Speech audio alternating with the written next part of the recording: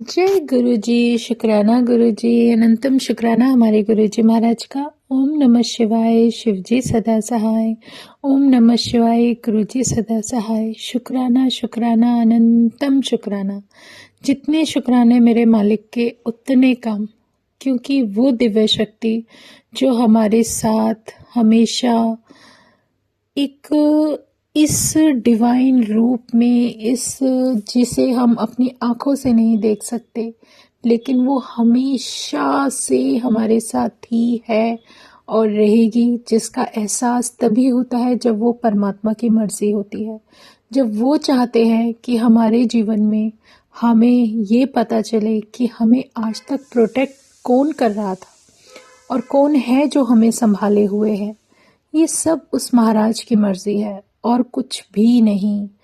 क्योंकि जब एक शक्ति का आपकी लाइफ में एक कहते हैं ना कि आपको एहसास होता है, आप अब तक चले आ रहे हो, आपकी लाइफ कहाँ से कहाँ तक पहुंच गई है, इस जर्नी में कभी आपको किसी ने गिरने नहीं दिया।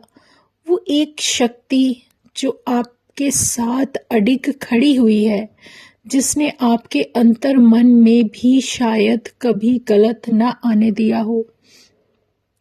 और सबसे बड़ी बात, आपके सामने सब कुछ आपके अगेंस्ट हो, आपके नेगेटिव ही हो, चाहे आपको सुनने को मिले, चाहे आपके हालात हो, चाहे आपकी परिस्थिति हो, कुछ भी हो, कोई फर्क नहीं पड़ता। लेकिन इस सब के बावजूद अगर आप अपनी जर्नी में, अपनी लाइफ में आगे बढ़े जा रहे हो, किसी के कुछ करने से कुछ नहीं होता, वो सब परमात्मा संभाले हुए है।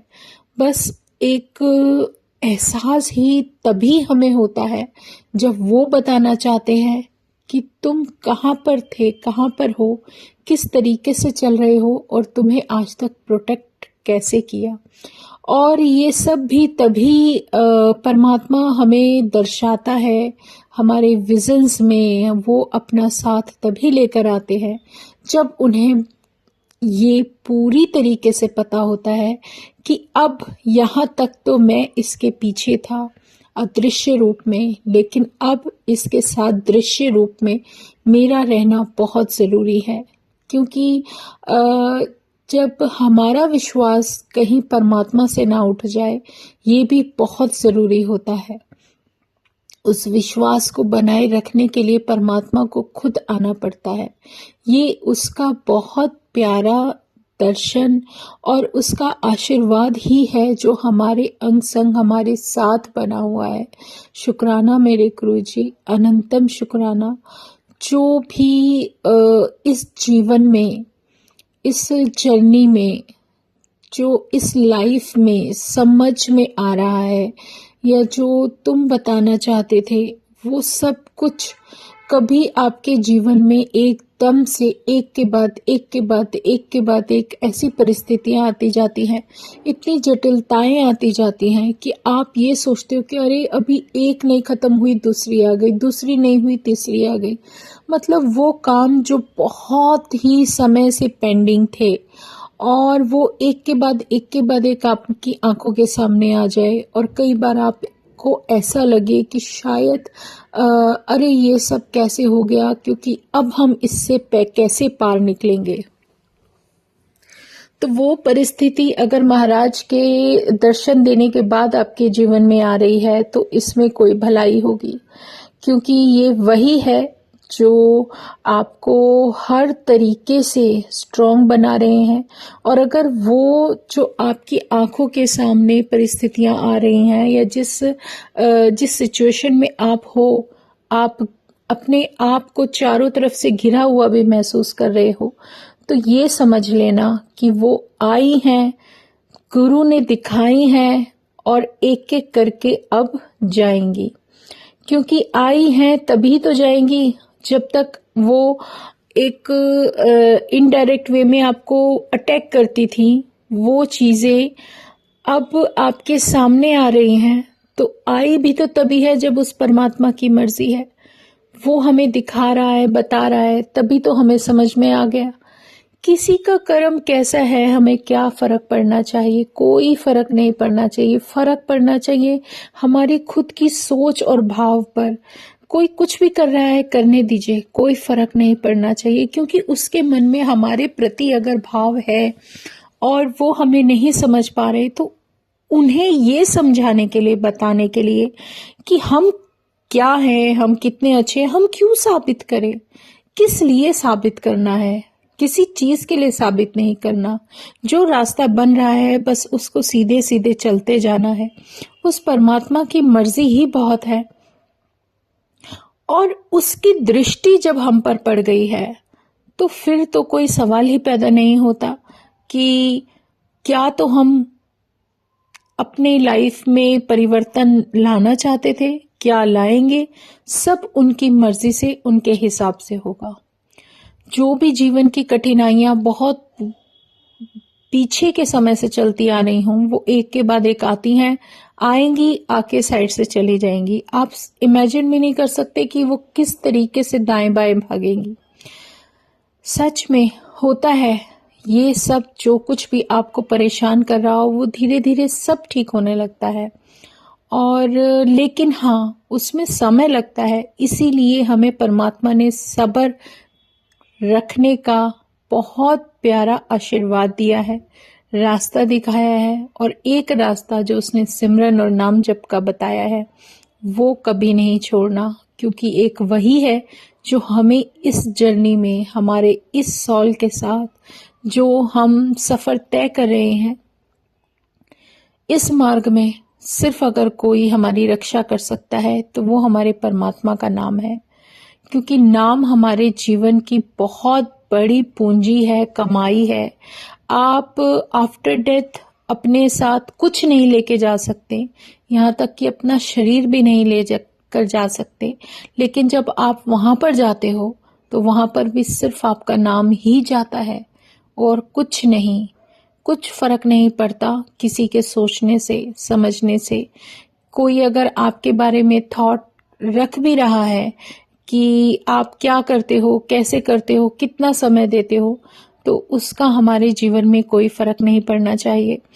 क्योंकि हमें अगर एक सही रास्ता परमात्मा ने दिखा दिया है तो उस रास्ते पर चलना हमारा बहुत बड़ा फर्ज है, जिसे हम कभी भी अपनी इस सोच से, इस समझ से समझ ही नहीं सकते थे। वो सब परमात्मा समझाने लगते हैं अपना दर्शन देने के बाद। तो मैं अपनी जर्नी के हिसाब से आपको बता रही थी कि कल जो मैंने अपने सत्संग में बताया कि कैसे इवेंट में गई और किस तरीके से मेरी ये हालत हुई थी। और उसके बाद वही उससे काफ़ी दिनों तक जूझती रही, जो फेस पर किसी कीड़े ने काटा था। स्वेलिंग काफ़ी थी, ठीक हो गई धीरे धीरे धीरे। मुझे इतनी समझ नहीं थी उस समय में, मुझे इतना कुछ भी नहीं पता था, जो कि गुरुजी महाराज ने अब अकल दी है, समझाया है, बताया है धीरे धीरे धीरे धीरे धीरे कि क्या, कब, कैसे कैसे करते हैं। मुझे कुछ समझ नहीं थी। तो मुझे अंदर मन में भाव ऐसा डाला मेरे परमात्मा ने कि चाहे कुछ भी हो जाए, मन में होता है ना एक एक बहुत बड़ी एक इच्छा सी जागृत होने लगती है। तो ऐसा मन में भाव डाला कि मैं कुछ ना कुछ ऐसा करूं कि मैं अपनी बात कैसे सबको बताऊं कि मेरे साथ क्या हुआ। तो ऐसे ही सब कुछ चल रहा था। एक गुरुजी ने भाव डाला, तो एक छोटा सा अरेंजमेंट करके कॉर्नर में बैठ के मेरे बेटे ने मेरी रिकॉर्डिंग की और मैंने पहला अपना सत्संग किया। मुझे नहीं पता था। हाँ, फेसबुक पे कुछ लोगों को देखा कि कैसे बोल रहे हैं, बस कि हाँ अपने बारे में बताना होता है। एक झिझक होती है इंसान की जब वो कभी बोलता नहीं है किसी के सामने। एक शाइनेस होती है जो मेरे अंदर तो कूट कूट कर भरी हुई थी, क्योंकि मैं बहुत कम बोलने वालों में से थी। और अगर थोड़ा बहुत जो भी बात करती थी तो अपनी बच्चों के साथ या हस्बैंड के साथ या जिसके साथ थोड़ा बहुत आपका मन लग जाए। मैं घर से बाहर ना निकलने वाली, हमेशा घर में रहने वाली, अपनी फैमिली पर ही पूरा दिन फोकस रखना, बच्चों की पढ़ाई है, ये है, उनके काम है, उनका स्कूल है, स्कूल से घर लेकर आना, घर से स्कूल, मतलब उनका होमवर्क, ये वो सब, यही सब करते करते लाइफ निकल गई। कुछ बहुत सारी ऐसी जिम्मेदारियां होती हैं जिनको हमें करना ही करना है। यही सब करते करते करते कब मैंने वो फर्स्ट सत्संग शूट करवा कर लिया, मुझे खुद ही नहीं पता था मेरे गुरुजी ने क्या भाव डाला कि मैं उसमें बैठकर मैंने सत्संग बोल दिया। बहुत बड़ी बात थी मेरे लिए, क्योंकि मुझे नहीं थी समझ इतनी, सच में नहीं थी। और हाँ, मेरे साथ क्या हुआ था कि ये जो फर्स्ट सत्संग शूट हुआ ना, इससे पहले की बातें बताती हूँ कि मेरे अंदर ये भाव क्यों आया कि मैं इमीडिएट ये सत्संग शेयर करूं। कि मेरे साथ क्या हुआ, मैं कैसे सबको बताऊं। एक मन में इच्छा जागृत हो गई, भाव बन गया कि नहीं, मुझे भी बताना है, कि मुझे मेरे भगवान दिखे, भगवान दिखे, बस ऐसे करके ये सब हो गया।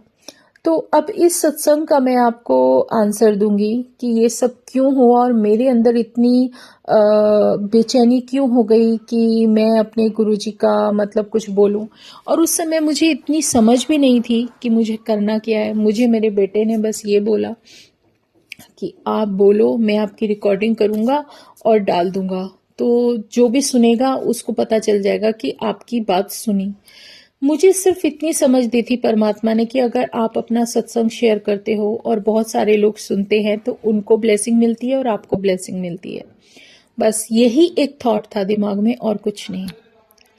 और मेरे मन में कहीं ना कहीं कुछ करने की कहते ना जुनून सा, वो भी परमात्मा ही करता है, वरना नहीं होता।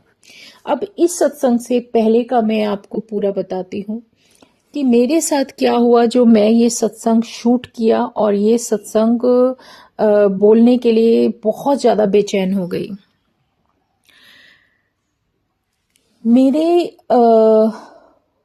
हमारे घर में सबसे पहले हमारे पास मारुति कार थी, वाइट कलर की, काफी चली। बहुत एंड में जाके वो हमने सेल की तो गार्बेज वाले को ही की, ताकि वो क्रश करके खत्म कर दे, क्योंकि मेरे हस्बैंड के ये था कि भाई किसी को देनी नहीं है, रीसेल नहीं करना है, और जो भी है जितना भी चलेगी इसकी उम्र यहाँ ऐसे ही निकलेगी। तो वो वाइट कलर की मारुति थी, बहुत अच्छी थी, बहुत सही थी। अच्छा, उसके बाद हमारे पास एक गाड़ी आई जिसका कलर शायद बड़ा अजीब सा था, सेंट्रो आई, पीजन सा कलर कुछ था, कुछ अजीब सा ही कलर था उसका। जब वो आई ना, तो ये सोचो कि पता नहीं क्यों मैं जब भी उसके अंदर बैठती थी तो मुझे बहुत ज्यादा नेगेटिविटी फील होती थी, बहुत ज्यादा।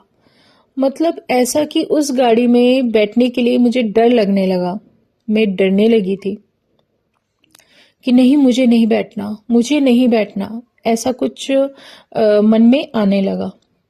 तो एक बार हम शॉप के काम से बाहर गए, मॉर्निंग के टाइम हमें मार्केट जाना था, काफी सारी परचेजिंग करनी थी।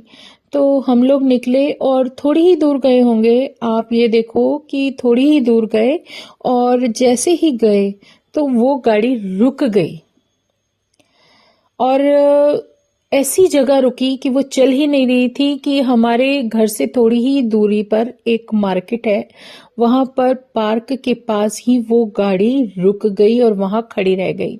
और ये तो गनीमत थी परमात्मा की कि उस गाड़ी को वहां खड़े रहने के लिए हमें ऐसा कुछ जोर नहीं लगाना पड़ा कि हम यहाँ से वहां ले जाकर खड़ी कर दें या लोगों की हेल्प चाहिए, नहीं।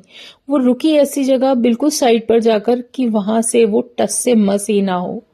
सब कुछ करके देख लिया, मैकेनिक बुला के देख लिया, वो भी थक गया, पर वो उसमें कुछ भी नहीं हुआ। अच्छा, इस बीच क्या हुआ, जब मैकेनिक बुलाने के लिए मेरे हस्बैंड चले गए थे तो मैं गाड़ी में बैठी थी। इमेजिन नहीं कर सकती कि मुझे वहां बैठे बैठे इतनी जबरदस्त नेगेटिविटी फील हुई कि जैसे पीछे से ट्रक आया और उसने मतलब मैं बैठी हूं और गाड़ी के ऊपर चढ़ा दिया, ऐसे करके ले गया। और मैं इतना घबरा गई, पसीना पसीना हो गई कि मुझे लगा कि भाई ये क्या, मतलब एकदम से विजन ऐसा क्यों दिखा। तो शायद मुझे वो विजन जो दिखाया, वो गुरु जी ने एक इस तरीके से दिखा दिया कि ये गाड़ी तुम्हारे लिए सही नहीं है, और सच में तू इसको भूल जा। मतलब कुछ ऐसा वो बताने की कोशिश कर रहे थे, लेकिन हम इंसान है ना, समझने में बहुत वक्त लग जाता है। तो कुछ देर में हस्बैंड मैकेनिक को लेकर आएगी, लेकिन वो सही नहीं हुई, वो एज इट इज खड़ी रही, क्योंकि भगवान जानते हैं कि ये गाड़ी अगर चली तो इसके लिए सही नहीं है। और हम उतर के वहां से कैब लेके फिर जो है अपना मार्केट का काम करने चले गए, लेकिन वो गाड़ी वहीं खड़ी रही। ऐसा उसने कई बार परेशान किया। एक मुझे अच्छी तरह से याद है, एक मेरी फ्रेंड थी, शायद वो शॉप के लिए कुछ सेल आउट कर रही थी, तो इन्होंने सोचा कि ऐसे ही मन में आया कि चलो उनका काउंटर ले लेते हैं। उनका काफी बड़ा काउंटर था, तो हमारी काफी बड़ी शॉप है तो उसमें आ जाएगी, उसके काम आ जाएगा। तो काफी अच्छा था, बना हुआ स्टाइलिश। तो हम लोग देखने के लिए उनकी शॉप पर चले गए, और यकीन मानो जो उनकी शॉप में मुझे नेगेटिविटी फील हुई, मेरे से एक सेकंड नहीं रुका गया, मेरा दम घुटने लगा। और मैं समझ गई कि यहाँ कुछ अलग ही सीन है। वहां से बस निकले, गाड़ी में बैठे, और मेरी हालत खराब। मैं समझ गई, पता नहीं क्या गुरुजी ने ऐसी थोड़ा सा मतलब कुछ ऐसा दे दिया कि अगर नेगेटिविटी वहां ज्यादा है तो मुझे फील होने लगी, और मुझे गुरुजी बताने लगते हैं कि अब नेगेटिव एनर्जी है, अब आप चुप हो जाओ और यहां से निकल लो। कुछ ऐसी पता नहीं क्या अपने अपना साथ देते हैं, तो कुछ एक ऐसी सेंस दे देते हैं जिससे हमें मुझे ये पता लग गया कि भाई यहाँ पर कुछ गड़बड़ है, निकल ले। तो धीरे कुछ टाइम बाद हम वहां से निकल गए उनसे बात करके, लेकिन जो नेगेटिविटी वहां थी जबरदस्त उनकी शॉप पर, उसे मैं आज तक नहीं भूल सकती। एकदम से गुरुजी ने याद दिलाया कि देखो वहां गए थे तो क्या हुआ, और वो काउंटर हमारे लिए सही नहीं था, इसलिए गुरुजी ने लेने ही नहीं दिया। फिर इन्होंने कारपेंटर बुलाकर ही पूरा वुडवर्क कराया। कहने लगे अब यही ठीक है, क्योंकि हमें किसी का लेना ही नहीं है। और जब मैं वहां से निकलकर उनकी शॉप से गाड़ी में बैठी, इतनी जबरदस्त नेगेटिविटी कि मुझे ब्रीथ करना मुश्किल हो रहा था। तो बड़ा अजीब सा फील हो रहा था। फिर मैंने पूरे गाड़ी के अंदर जल प्रसाद का छिड़काव किया, थोड़ा सा रुके, क्योंकि ब्रीथिंग में भी दिक्कत हो गई, इतना जबरदस्त वहां पर नेगेटिव ऑरा था। तो जब वहां से निकले और आ गए, और गुरुजी ने मुझे वो काउंटर नहीं लेने दिया, क्योंकि उन्हें पता था कि ये यहाँ का कुछ भी वो इस्तेमाल नहीं करने देंगे। ये बातें अब समझ में आई कि मैं क्यों नहीं ले पाई, क्योंकि वो जब हम देखने गए थे ना, उससे 20 दिन पहले से कॉन्टिन्यूसली वो मुझे फोर्स कर रहे थे कि आकर देख जाओ, आकर देख जाओ, और कुछ ना कुछ ऐसा होता था कि हम वहां तक जा नहीं पाते थे। और उस दिन चली गई, और उस दिन मुझे मेरे क्वेश्चन का आंसर मिल गया कि नहीं, नहीं तो नहीं। और परमात्मा ने बहुत प्यारा एहसास करा दिया, बता दिया, समझा दिया कि एक नेगेटिवनेस जो फील होने लगती है ना, तो वो ऑरा जो होता है वो हमें कुछ और ही बता देता है। तो इसलिए उस चीज को भी नहीं करने दिया। इस गाड़ी का मैं इसलिए बता रही हूँ आपको कि इस गाड़ी का सीन ही अलग है, जो काफी लंबे टाइम तक चला, और गुरुजी ने कैसे वो कष्ट हम पर से उतारा। मैंने आपको बताया कि कैसे मैं बैठी थी वहां गाड़ी में, जब हमारी गाड़ी खराब हुई, और मुझे ऐसा फील हुआ कि मैं और मेरे हस्बैंड बैठे हैं, और पीछे से ट्रक आया और उसने पूरा का पूरा खत्म, मतलब ले गया। तो ऐसा कुछ मुझे दिखा दिया, विजन दिखा दिया गुरुजी ने। अब वो मेरे साथ होना था या किसी और के साथ होना था, लेकिन उस गाड़ी के अंदर होना था। वो गाड़ी थी ऐसी। तो ये सब मुझे दिखा, जो विजन गुरुजी ने दिखाया। और उसके बाद कुछ टाइम बाद वो चली ही नहीं, वो बार बार रुक जाती थी। मतलब जैसे कि कोई शक्ति चाहती थी कि ये रखो ही मत तुम अपने पास। तो वो इन्होंने सेल आउट कर दी, OLX पे डाल दी, सेल हो गई, उसका मतलब सेल प्राइस भी सही मिला, कोई ऐसा, क्योंकि बहुत ज़्यादा पुरानी नहीं थी वो, ठीक थी गाड़ी, सही थी बिल्कुल, पता नहीं क्यों रुक जाती थी, मतलब हमारे पास नहीं रहनी थी। अच्छा, जिन लोगों ने वो गाड़ी खरीदी, वो गाड़ी खरीदने के बाद उन्होंने भी आगे सेल कर दी, समझे, उन्होंने भी आगे सेल कर दी। अब मेरे हस्बैंड यही बोल रहे थे कि कहीं उसको अपने नाम रजिस्टर कराने के लिए बोल रहे थे कि भाई अपने नाम ट्रांसफ़र करा लो पेपर्स, तो वो कराते कराते उसने नहीं कराए और वो आगे सेल आउट हो गई। अब उस गाड़ी पर जो पेपर्स थे उसमें मेरे हस्बैंड का नाम था। ये एक पॉइंट आपको इसलिए समझा रही हूँ कि जब भी आप अपनी कोई चीज़, व्हीकल हो, उसमें बिना किसी के नाम ट्रांसफ़र किए कभी उसको हैंड ओवर नहीं करो। इन्होंने एज अ जेंटलमैन इन्होंने उसको दे दी और वो ले गए, पेपर्स वगैरह सब उसको दे दिए।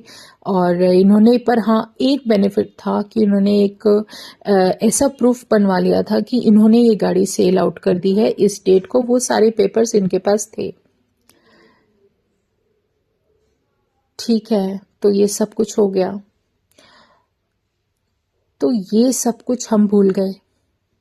देखो, ये सारे काम हुए तकरीबन, जो मैं आपको बता रही हूँ, इससे कम से कम 2.5-3 साल पहले की बात है, जब ये सब कुछ हो गया था। तो जब अब हम प्रेजेंट में आ जाते हैं, ये पास्ट का था, क्योंकि अगर मैं पहले ही बता देती तो शायद आप इस पॉइंट को समझ नहीं पाते। तो अब जब हम ये रेनोवेशन का काम कर रहे थे या जो कुछ भी था, ये तो सब चलना ही था।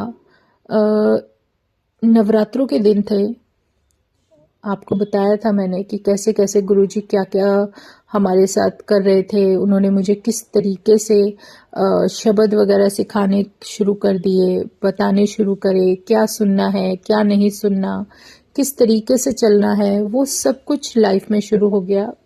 और ज़्यादा डिटेल तो नहीं बताऊंगी, नहीं तो फिर मैं उसी में ही रह जाऊंगी, उसका भी अपना एक अलग सत्संग ही होगा शब्द के ऊपर। तो ये पॉइंट मैं आपको बता रही थी कि नवरात्रों का टाइम था और एक दिन रात को गाड़ी से रिलेटेड ही कोई न्यूज़ मिलती है। अब इस न्यूज़ से पहले, नवरात्रों से पहले जो 7 जुलाई आती है ना, वो मेरे लिए बहुत इम्पोर्टेंट है, वो मैं आपको बताती हूँ। 7 जुलाई को मेरे वही रिलेशन में जिनका इवेंट था वहाँ गए थे, वहाँ से आए, तो आकर 7 जुलाई का दिन था, वहाँ से आए और आकर हम लोग सब अपना ड्राइंग रूम में ही लेट गए। मैं सोफे पर लेटी थी ऐसे ही नीचे, क्योंकि काम चल रहा था तो आधा तो ऐसे ही था। तो मेरा जो बेटा था उसने नीचे गद्दा डाल लिया बाहर ड्राइंग रूम में और वहीं पर लेट गया, एक बेटा दीवान पर लेट गया। तो इसी तरीके से जैसे हम लोग फैमिली में बातें कर रहे थे वहां से आने के बाद, वो सब बातें चलती रही। वो सब बातें करते करते करते करते अचानक से मुझे कुछ फील हुआ कि मेरे पैर पे कुछ चल रहा है। तो नहीं ध्यान दिया, अवॉइड कर दिया, मैं कहा होगा ऐसे ही। फिर वो मेरे बेटे की नज़र पड़ी, जहाँ मेरे हस्बैंड और मेरा बेटा नीचे फर्श पे गद्दे पे लेटे हुए थे, रिलैक्स कर रहे थे। हम लोग बातें कर रहे थे फंक्शन के बारे में कि क्या हुआ कैसे हुआ, तो वही सब डिस्कस हो रहा था, बातें हो रही थी।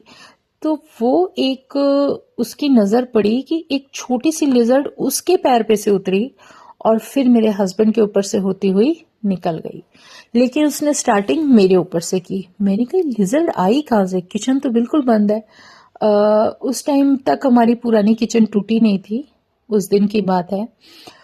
और हम सारे चिल्ला के खड़े हुए और एकदम से उठे, लिजर्ड आई कहाँ से घर में, क्योंकि सब तो चारों तरफ से बंद है, ये वो ऐसे करते करते। तो जब उसको हटाने की, भगाने की कोशिश की, तो इन्होंने कोशिश की तो वो लिजर्ड चलती चलती मेरी किचन की विंडो पर थी, आ गई। किचन की विंडो पे बैठ गई। तो हम सब फिर भी डोर बंद करके ऐसे ही सो गए कि चलो कोई बात नहीं, चली गई, अब नहीं आएगी। तो उस दिन 7 जुलाई को मेरी लाइफ का टर्निंग पॉइंट था, जब शायद मुझे मेरे परमात्मा ने मुझे कुछ दिखाना था। वो बहुत बड़ा दिन था जब मेरे गुरु ने मुझे दर्शन दिए। बहुत प्यारा दर्शन दिया संगत जी। हम लोग सब सो गए।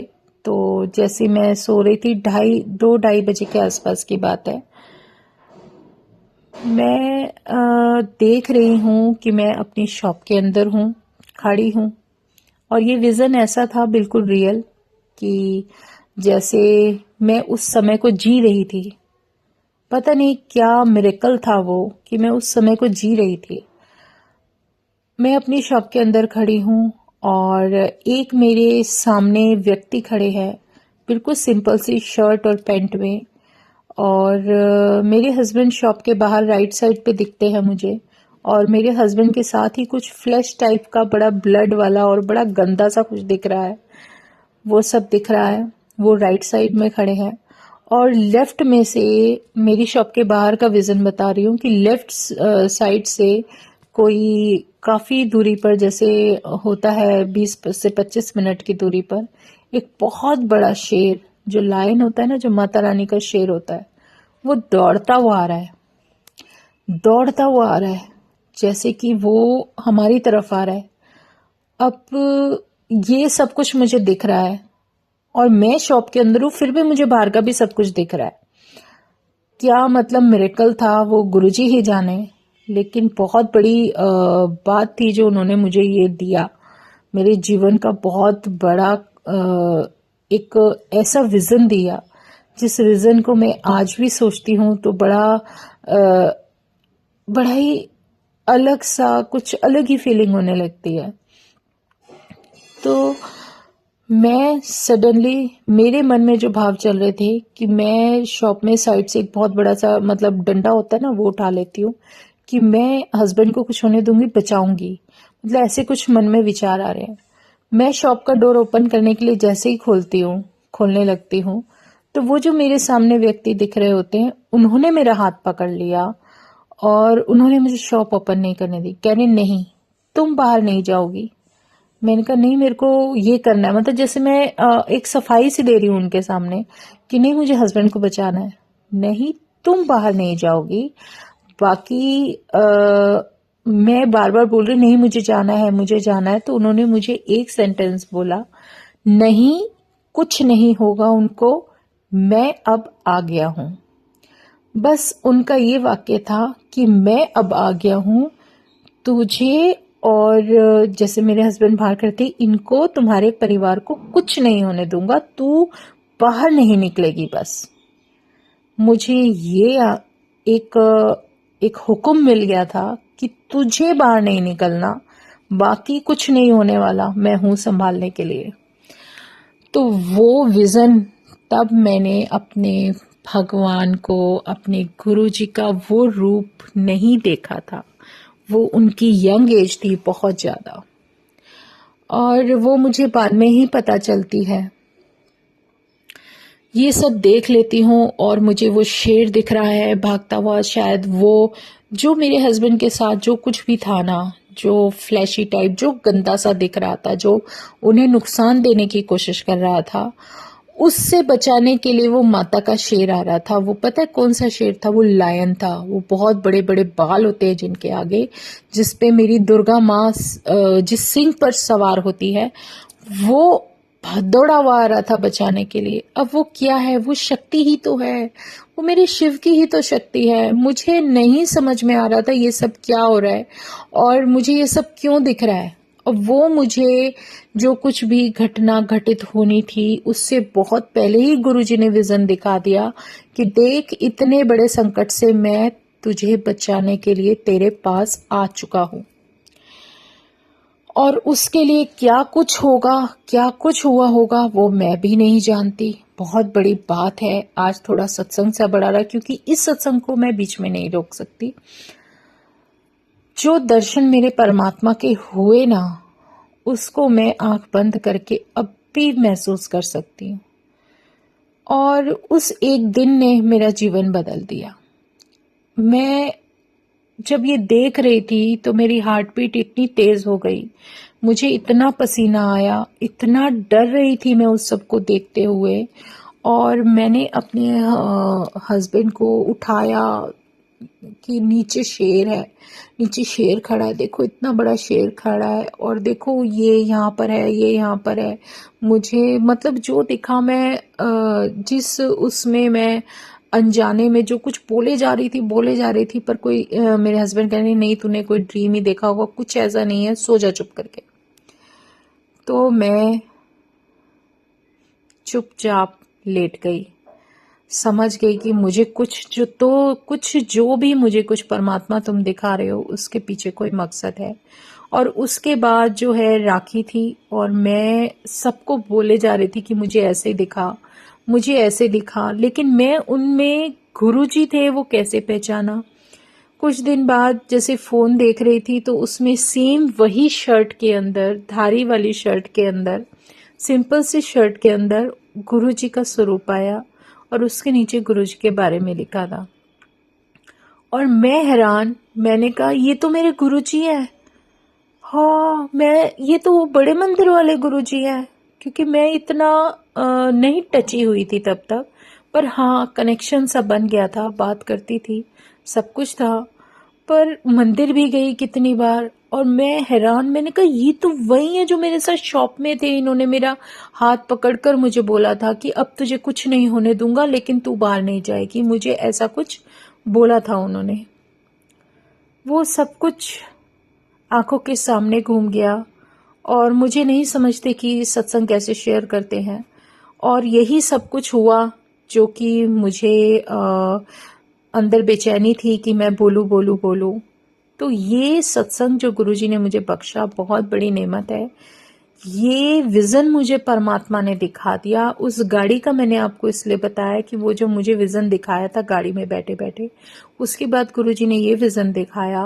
अपने बीच में कितनी बार इतने सुंदर सुंदर चोलों में दर्शन दिए, जैसे कभी ग्रीन चोला, कभी ऑरेंज और पिंक सा, कोई पैरेट ग्रीन और पिंक में थे, एक बार खाली पिंक में थे, मतलब बहुत कुछ चलने लगा।